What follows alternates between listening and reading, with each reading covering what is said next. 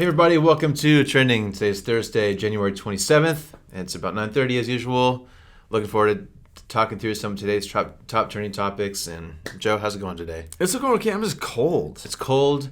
We were joking, like we're wearing like very similar outfits. We've got very similar tumblers. So we're sorry for the lack of monochrome. No color. But that's what you get today. That's just typical Thursday sometimes. Yes. All right, Joe, you got 5 topics. You ready? Let's do it, man. Just roll through them. So okay. Let's see which one. Well, I guess the number one topic right now, I'm guessing you know more than I do. Stephen Brewer is trending this morning. Do you know that name? Stephen Brewer. Stephen Brewer. He is one of the Supreme Court justices who is planning to retire here shortly. Yeah. And so he leans more liberal, and so Biden will probably replace him with someone sort of similar. Do you know much about him? I read a little bit this morning, but have you followed him at all? I mean, I've kind of kept up with some of the reporting about him. I guess one of his main interests was trying to keep the court from being political or cast in a political light, whether he succeeded in that or not. Yeah. One of the interesting things is that somebody, with their one and only life, painted a truck, like a box truck, and they've been driving around Capitol Hill. And it's telling him to retire. Okay. So someone's calling for his retirement. Yes. You know, some person's out there, I don't know, causing some mischief. Yep. So that's just been kind of an interesting little subplot to all of this. Yes. I guess he announced that he was going to retire at some point. He was on Colbert a few months ago, and Colbert's like, "What are you going to do with your time?" And of all the hobbies, he's going to get into cooking. If you could retire, or if this was the right time, what would your plans be? Like, what's fun for you? Not sure. What's hiking, woodworking? Cooking. Cooking? Yeah. Oh, okay. You're going to get a lot of really nice pots and pans after this interview. Okay. So anyways, hopefully he figures out what he's going to cook, and it's probably going to be good for his household. So anyways, that's about all that I know. Can you imagine the stress of that job? Like, I know that's like the pinnacle. If you're in that field, that's the top. So, and he's been there for a long time, and so I appreciate his service and all that, but I just can't imagine just living with that much pressure with every decision that you make. And yeah. So anyway, I'm sure that'll be a news story as that continues to unfold with who the next justice is and all those. All the confirmation hearings, all this stuff. So we'll see where that goes. But kind of big news in America today. So. Yeah, all right. Okay, I didn't really know this. This is the number one topic on Tinder, not on Tinder, on Twitter. Let me clarify. I'm not on Tinder. Twitter this morning, number one topic. Yes. Okay, I didn't know that today is the National Holocaust Remembrance Day. It is. I didn't know that. So that's today. So obviously it's an important thing for us to remember. Obviously a tragic part of our world history. Right. There's another thing I want to talk about. Do you have anything to say about that as we're diving into that today? I think so. I've been around a little bit, but there's several Holocaust museums out there. Yeah. And I've been to the one in D.C. Okay. I went shortly after it opened. I was on a field trip there or something like that. So we got to go. And then my dad, who traveled internationally for work, he actually went to the one in Berlin. And he noted how different that one was to any other ones he's been to or heard of. And so I just think it's neat how it's a window in how we do remember. Sometimes we remember at a big global scale. So I think the one in D.C. talks about the sheer vastness of the amount of people and how they were affected, what parts of Europe they came from, and concentration camps. He says the one in Berlin was it's actually more narrow and small, where you kind of follow a family, and so how it gets to the micro version of it all. So I just think it's important for us to have a wide variety of remembrance, and so I think it's neat that we have a day like this. Obviously, a somber thing, but I think it's important to remember. I don't suppose something like this will ever be repeated again. You would imagine that it would not. Yeah. You certainly hope not. But part of remembering is, thinking once again if we have to do things to prevent anything like this from happening ever again. Yeah. Within our power. Absolutely. Yeah. One thing kind of along with that, which I have not heard about this, but it's kind of an interesting story. I read a little bit this morning. Have you heard of Maus, M-A-U-S? Have you followed this story at all? It's kind of related to the Holocaust. I think so. Didn't he write a book? Yeah, it's like a graphic novel. Okay. So it's a graphic novel about the Holocaust. Right. And apparently it's really well done, very well written, it's just a lot of young people really like it a lot. and it's obviously educational, and it's been beneficial for a lot of students to kind of get to know that story. Right. But there's a school in Tennessee. The school board has banned it from being taught in schools. Okay. Because one of the quotes I read, one of the people on the board said, it is really well written. It is well done. It's an important story. We want our children to know this story, but there's a lot of really inappropriate language, and there's nudity in the graphic novel.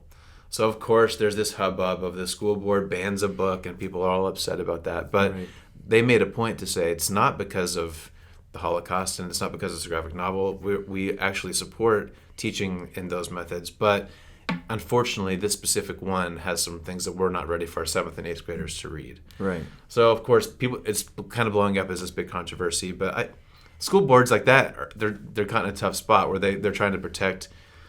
You don't want your 7th and 8th graders seeing nudity or reading explicit words, but it's a topic they need to know about, and it's something that it's a format they enjoy. Right.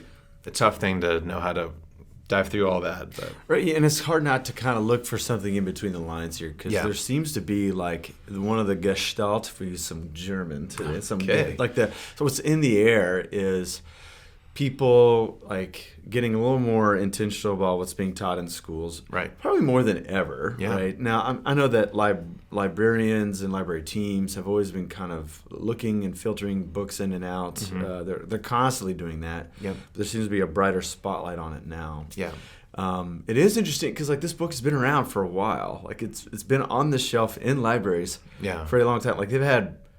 I mean, didn't it come out like in 92 or something like that? I mean, so it's like 30 years old. Mm-hmm. And so it does seem not quite as, well, some would say, they could be tempted to say it's not quite as innocent to say, well, we're trying our best to make sure. Yeah. So I think one could say, hey, what's really going on here? And I'll allow the school board to like, honestly kind of do a long digression on that.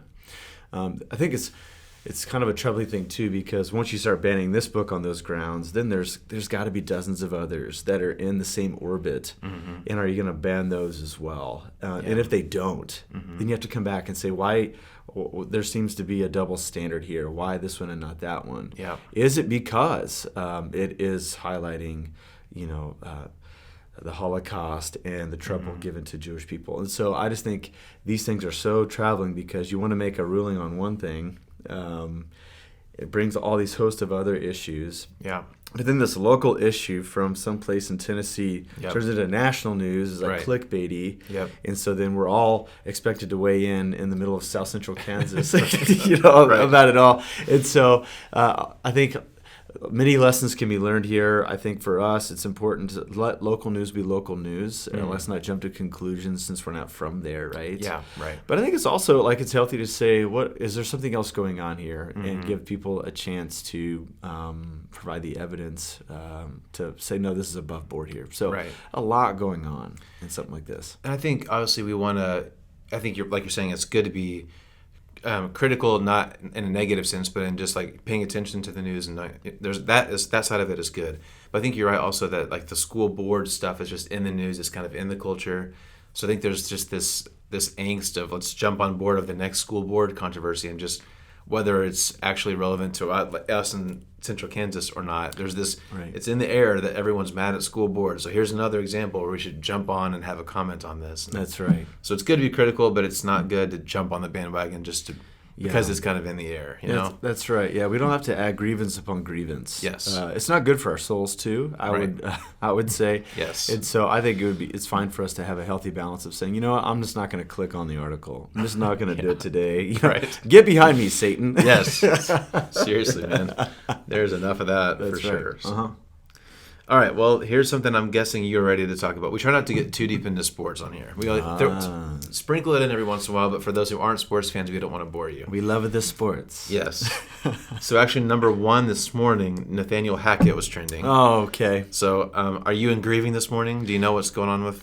I do. So he is on the offensive coaching staff of the Green Bay Packers. For your Green Bay Packers. I know. And so the rumor is like, so the same thing, Lakers did the same thing with LeBron. Mm-hmm. You hire people that he likes, and so then he'll eventually jump ship over there. Right. So I think the juicy rumor is that now is Aaron Rodgers going to follow suit and go to Denver? And he might. He might.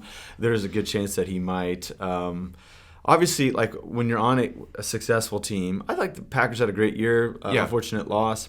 But then there's always a shuffle. You're always going to lose these assistants. And so I would imagine that this is going to be something that's going to be fodder for headlines for a while now. And so good for ESPN to have that supply of things. Speaking of clickbait. That's right. So we'll have to see what happens from here. But I think it highlights an interesting issue of how, like, even professional athletes, even though they've climbed to the pinnacle of their craft, I think that they still like to travel in packs. Like Aaron Rodgers has a brand, like he's kind of his own person. Yeah.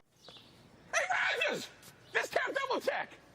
But the world is so big, and a football career can go so fast. Yeah. I do think it would be refreshing if he did go. It would be refreshing because it would show that he's not just out for himself, but he's traveling with a pack of buddies, people that he trusts and stuff. So I think that it would humanize his image a little bit in my mind. Yeah. Devontae Adams might follow suit. It might be. That would be brutal. Yeah, it could be an interesting few weeks here in the NFL when these shakeups start happening. Yeah, absolutely. So.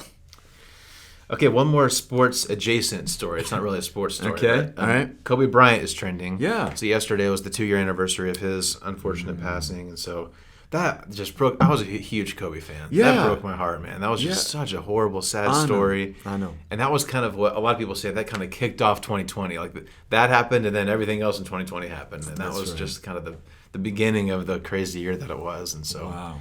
So kind of cool thing, they did make a statue monument at the crash site of Kobe and his daughter. Yeah. So there's kind of a cool thing there. And I saw several articles yesterday and today with pictures and the names of all, I think there's 7 or 8 people that were in the helicopter. It wasn't just the 2 of them. Yeah. Because, obviously Kobe and his daughter get all the spotlight, but there's all these other lives that were lost that day too. And so it's important to remember them. And anyway, just a sad day, and a lot of people were remembering Kobe yesterday. Yeah. So. I think there's a couple things about monuments in regards to this story. I always kind of hold my breath because sometimes monuments are made, and when you know what a person looks like, and then you see the statue, it's like they don't look anything alike. You just hold your breath, going, "I hope that it turned out, to be, something that is appropriate for their image or whatever." Yes. You hate to have, them kind of be disfigured in some way. Right. But I think another thing, too, I thought it was important. I think it's a good model for what, in my mind, a monument should be. Because there's there is a debate in our culture about monuments being taken and stuff like that. And people worried that if you take a monument away, you're erasing history. Right. And that's just simply not the case. What I liked about this monument is that it's actually on the crash site. It's like where it happened. Yep. Right? I think if we were to dig up, like where some of these particular Confederate statues are, and when they were placed there. Yep. Many of them were not placed on battlefields where these battles happen, and they weren't near the time of this person's exploits. Yeah. But it was during Jim Crow. It's around government buildings where people have to attend like a lawsuit that they're in or something like that, and so. Taking that type of statue, in my mind, this is just my opinion. Sure. Like it doesn't erase history, but it actually kind of drains a bit some of the intention behind it, because that statue may not be like teaching us history if it's placed near a courtroom during an era when oppression was happening, but it's actually like weaponizing something. I think you could still take away the weaponizing feature without taking the history away. And so I think it's an important thing about how we place things, why we place things, who is placed, and all those sort of things. That's the only thing that the thing I thought about when I heard this story. Yeah. Yeah. Yeah, that's a good parallel. Right. So, R.I.P. to Kobe. I know. Still just breaks my heart. He's such an incredible player. There was a neat clip of him. They caught him at his high school, because he went from high school to pro ball, right? It's like one of the last ones to do that. There was an era when that was possible, and he's just walking down the hall, and he looks so much larger. This completely out of place in his high school hallway. But like he had a speech that day, and like he was like, "I didn't plan for it. I'm just gonna wing it." I'm like, it's God. You want to speak in arts? I'm about to give a oral presentation, 2.5 minutes, 3 minutes. I haven't prepared anything, so I'm about to wing it. So I don't know. We'll see what happens. What a guy, man. When you're going straight to the NBA, you can pull some of those stunts. That's right. Like, I got some other things to do, I guess. You or I probably couldn't pull that off quite as well as Kobe Bryant could. No, not at all. Absolutely. Yes. All right, one more. We've got some kind of heavier, kind of just dumb stuff in the news today. So just one more. Okay. Neil Young is trending this morning. Yeah. So there's this kind of brouhaha brewing between Neil Young and Spotify. So Neil Young, obviously the musician, he's upset with Spotify because Spotify has purchased and publishes Joe Rogan's podcast. Right. Neil Young is saying that Joe Rogan has been responsible for a lot of misinformation about COVID and the vaccine situation. Mm-hmm. So Neil's saying, Spotify, hey, you've got some responsibility. If he's on your platform, you need to kind of make sure that he's telling the truth. And basically, there was some back and forth, and eventually he had this ultimatum. And he said, it's either me, Neil Young, or Joe Rogan. And so Spotify, you choose. Do you want Neil Young's music, or do you want Joe Rogan's podcast? And Rogan's got, it's the number one podcast in the world. He's got millions of followers and millions of fans. So while I understand his claim that they have some responsibility to oversee that, of course, they're not going to pick Neil Young over Joe Rogan. Right. So I think yesterday or today, sometime last night, Neil Young's catalog was pulled from Spotify. Oh, man. So there's some, of course, controversy, some back and forth about what was that right or wrong, who was in the right or wrong. So, yeah, it's a mess. And the whole thing about Spotify holding Rogan accountable, that's a slippery slope. That's a messy thing. Yeah. Obviously, like, we're on YouTube and Facebook, and they don't have any control over what we're saying. So that continues to be in the news of how much control, how much oversight do these platforms have for the content on them. Right. So sounds like you're following that. What are your thoughts on that this morning? Well, I think a couple things. It shows how much Spotify's grown in a short amount of time. I remember when Taylor Swift's music wasn't on there because of record label stuff, right? Mm-hmm. Yep. And how they were begging her because they knew her music on Spotify would grow their platform, right? Same thing for the Beatles. They weren't on there forever. Now a couple years ago, I think Jay-Z. I remember looking for some Jay-Z stuff. Titles. It's not even on there, right? Yep. But now Spotify is so large that they can pick and choose. So if even someone as iconic as Neil Young gives them an ultimatum, they could we can make the choice here. Sure, there is going to be a withdrawal, but we're not going to suffer much because of how much traffic Joe Rogan brings. I think it's the second thing about ultimatums really don't achieve what we think they might. Right. And so maybe what Neil Young could have done is something a little more subversive. I think this is something that we even see Jesus doing. So Jesus, he marches on to Jerusalem during what we call the triumphal entry. Mm-hmm. And there is a parody there. So Pilate came from the west into Jerusalem, took up shop with just armed to the teeth with soldiers, legions of soldiers, and a menacing type of posture, right?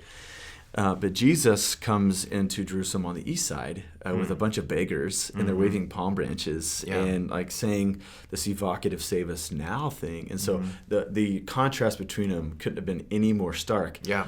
Jesus' march on Jerusalem didn't seem to be very troubling, but it certainly brought a great stir to the city. Yeah. And it did kind of work its way, not all at once, but slowly over time. Now we can't hardly go anywhere in the globe without mentioning Jesus, and people have an awareness of who he is. And so I would hope maybe Neil Young could have written a song do the thing that you do the best, which is to use a tune to articulate a message instead of trying to bully Spotify, but making them choose between you or perhaps their biggest platform, Joe Rogan. So it's just an exercise of how do you influence the world for a lasting impact, and how do you not just have a fit about something and then get marginalized and muted, right?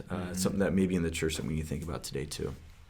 Way to go to pull a Jesus analogy out of a Neil Young and Spotify controversy. I'm impressed. Well, your seminary is paying off. That's right. All those dollars. Yes. But it is a mess. The whole thing about platforms holding their people responsible. Something will change. I think eventually. Right. I don't know which side it's going to go towards, but that will change sometime. It'll be really interesting to see how that all pans out. Right. Yeah, it's just a mess, and there's not a really clear answer. So maybe Biden's new pick on the Supreme Court will just solve that for us. Yeah, on the docket. Yes, I'm sure it will hit the docket. Oh, man, that's crazy. All right, well, those are the topics today. Kind of some heavier stuff. Right. Let's just go play Wordle. Let's like, do it. enough of the dumb news. Let's just go. I've already played World today. I got it in 3. This has been like my best one yet. Okay, so I haven't played yet today. If you haven't joined our Facebook group yet, we have the group. A lot of you guys are posting, so thank you to all you guys playing along with us. I think Andy Owen, did you see his this morning? Yes, he went from like no letters to nailing it in 2 moves. So that just, speaking of controversy, that just reeks of controversy to me. Yeah, something's fishy going on. I thought maybe he I thought it was a joke. Like, he found the icon out there and he's kind of posted it. Because I'm like, there's no way. Like, with today's word, no way. I don't know. Something's fishy. Andy, we're watching you, man. Something doesn't smell quite right. Yeah. So, We anyways, gotta get to the bottom of it. yes. If you haven't played Word yet, be sure to do it today. Share your score on the Facebook group. We love that you guys are playing along with this. So thank you for doing that. Yeah, absolutely. Anything as we wrap up today? I don't think so. Stay warm. Yeah, stay warm. We said this last week, but there's a ton going on here at Ridgepoint. So that's right. This is a great time to get involved if you're not currently. So check out our website and find something to get plugged into. We'd love to get to know it a little bit more. So sounds good. Let's wrap it. Have a good day. Have a good week. See you next time. See you later.